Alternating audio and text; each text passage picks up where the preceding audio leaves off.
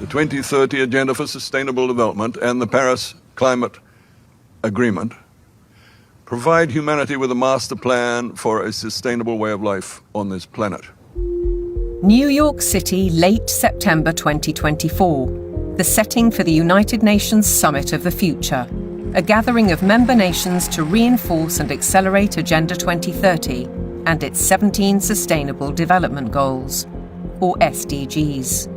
The plan has a broad spectrum and is full of worthy ambition. But behind those deliberately bright and colourful boxes lies a darker theme, a shifting of influence and potentially power towards unelected world bodies. The strategy goes back well into the last century, and pressure is growing, because the goals are far behind targets set at the grand relaunching in 2015. 17 inspiring Sustainable Development Goals, the SDGs. Our aim is clear, our mission is possible, and our destination is in our sight. To end poverty and hunger, address inequality, protect our planet, and build a life of dignity for all. It appears to be a noble and ambitious programme for a perfect world, and who could argue with those aspirations? But critics insist the goals are not what they seem. Alex Newman is a journalist and broadcaster who's been investigating the issue for 15 years. He has his own way of interpreting the rhetoric.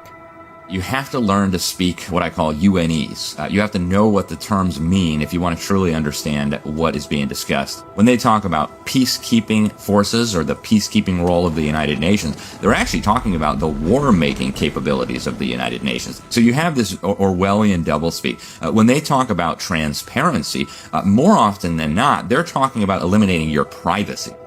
Human rights is another very, very good example.